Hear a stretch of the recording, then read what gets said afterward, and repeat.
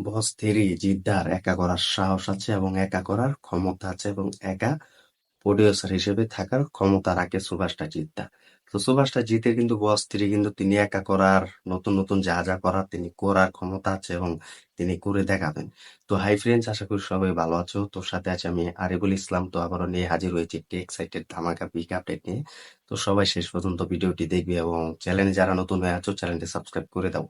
তো দেখো, সুভাষটা জিদ্দাকে নিয়ে কিন্তু আমরা অনেকে ভেবেছিলাম যে সুভাষটা জিদ্দার বস থ্রি আসবে এবং বস থ্রির নতুন নতুন বিগ আপডেট আমরা দেখতে পাবো এবং অ্যানাউন্সমেন্ট শুরু করবে। তো সেটার জন্য কিন্তু অনেক ওয়েট করতে হচ্ছে, অনেক সময় নিতে হচ্ছে। কারণ তুমি যখন একটি সুভাষটা জিতের কাছ থেকে একটি ভালো মুভি, কমার্শিয়াল হোক, অ্যাকশন ভরপুর মুভি হোক, যখন অপেক্ষা করবে এবং তার কাছ থেকে যখন এটা আশা করবে, তোমাকে অনেক ধৈর্য ধরতে হবে, অনেক সময় নিতে হবে এবং অপেক্ষা করতে হবে। তো সেটাই হচ্ছে বস থ্রি। এখন যদি আসে তাহলে এটা গোটা ভারতবর্ষ, গোটা বাংলাদেশ নিয়ে কিন্তু রিলিজ দেওয়ার বড় পরিকল্পনা করবে সুভাষটা জিতটা এবং জিতের প্রোডাকশন হাউস। তো দেখো, সুভাষটা জিতের এই বস থ্রি নিয়ে কিন্তু অনেক কথা হচ্ছে। তো এটা নিয়ে ভাবলাম যে তোমাদের কাছে ভিডিওটা পুরোপুরি শেয়ার করা উচিত, কারণ তোমরাও বুঝতে পারবে যে সুভাষটা জিতের সাথে বড় বড় প্ল্যাটফর্ম যুক্ত নেই, বড় বড় প্রডিউসাররা এবং প্রযোজনা কেন যুক্ত নেই, সেটাই তোমাদেরকে শেয়ার করা উচিত। দেখো, সুভাষটা জিতের এই বস থ্রি যদি এখন আসে তাহলে সেটা যে বড় প্রযোজনা বা বড় বড় প্ল্যাটফর্ম যে তার সাথে যুক্ত থাকবে এবং বড় বড় প্রডিউসাররা তার সাথে যুক্ত থাকবে, এটা কখনো নয়। কারণ বস মুভি যে সময় এসেছিল আমরা দেখেছি সেটা কিন্তু রিলিজিং এন্টারটেনমেন্ট একটি বড় প্ল্যাটফর্ম, সেটা কিন্তু জড়িত ছিল। সেখানে কিন্তু বস মুভি কিন্তু পুরো প্রমোশন করেছে এবং বস মুভি সেখান থেকে কিন্তু গানগুলো রিলিজ দিয়েছিল। তো সেটা কিন্তু এভরিথিং ভালোই কালেকশন দেখিয়েছে এবং দর্শকরা কিন্তু মাতিয়ে দিয়েছে সে বস মুভি দেখে। এবং বস টু যে সময় এসেছিল সেটা গ্রাসরুট এন্টারটেনমেন্ট এর একটি বড় প্ল্যাটফর্ম এবং প্রডিউসার হিসেবে কিন্তু সুভাষটা জিদ্দার সেই প্ল্যাটফর্ম। তো সেখানে কিন্তু অভিনয় করেছেন এবং সেই মাতিয়ে দিয়েছেন। তো সেই প্রডিউসার হিসেবে কিন্তু সুভাষটা জিদ্দাই কিন্তু সাথে ছিলেন এবং কোনো বড় প্ল্যাটফর্ম এগিয়ে আসেনি বা বড় কোনো প্রযোজনা কিন্তু সংস্থা কিন্তু এগিয়ে আসেনি। একমাত্র সুভাষটার কাছ থেকে কিন্তু সুভাষটা জিতের প্রোডাকশন হাউস থেকে কিন্তু সেই বসটা কিন্তু করা প্ল্যান করছিল এবং করেছিল।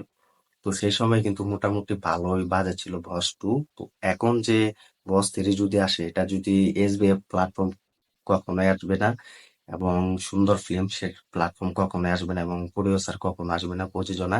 একমাত্র সুভাষটা জিদের গ্রাসরুট এন্টারটেনমেন্ট এই মুভি কিন্তু এই প্ল্যাটফর্মে কিন্তু প্রযোজনা করবেন এবং প্রডিউসার হিসেবে থাকবেন। তো এটা এখন যদি বস থ্রি যদি বড় বাজেটের হয়, বস থ্রিও যদি বড় বাজেটের নিয়ে আসেন, একশো ভরপুর নিয়ে আসেন, যদি 10 কোটি টাকা বাজেটের মুভি যদি বস থ্রি নিয়ে আসেন সুভাষটা জিদ্দা, সেটা হচ্ছে গ্রাসরুট এন্টারটেনমেন্ট এবং জিৎ ফিল্ম ওয়ার্ক। তো এটি এই দুটোই প্ল্যাটফর্ম কিন্তু সুভাষটা জিতের এই বস থ্রি মুভি কিন্তু প্রডিউসার হিসেবে থাকবে এবং প্রযোজনা হিসেবে থাকবেন।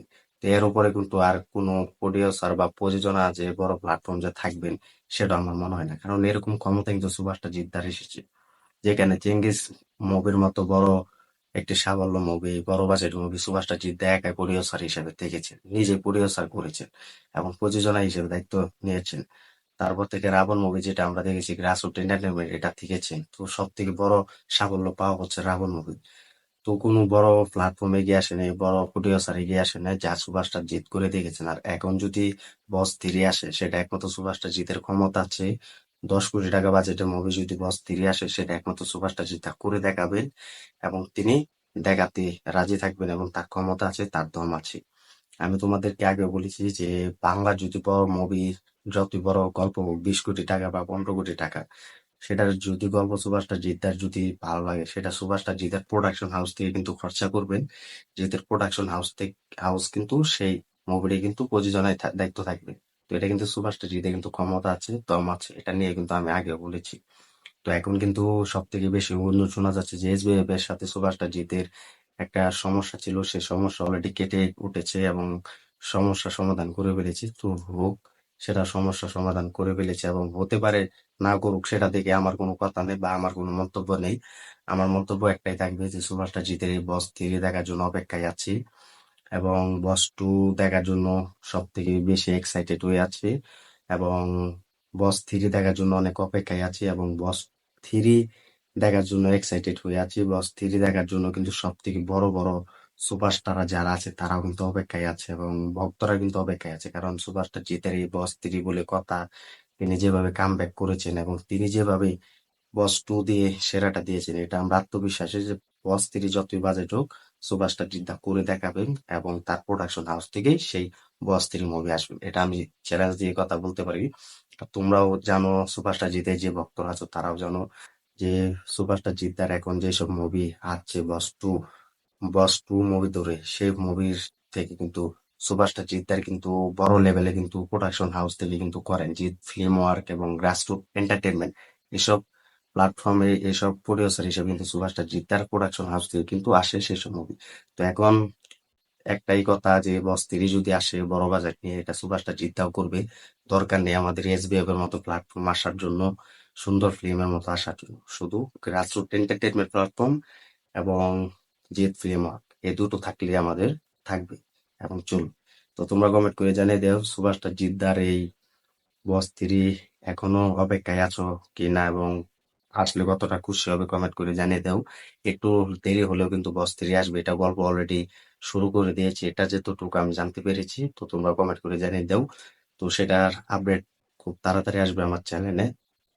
চ্যানেলে যারা নতুন হয়ে আছে চ্যানেলটি সাবস্ক্রাইব করে দিও, ভিডিওটি শেয়ার করে দিও। তো দেখা হবে নতুন ভিডিও নিয়ে, নতুন আপডেট নিয়ে। ধন্যবাদ সবাইকে এতক্ষণ সাথে থাকার জন্য।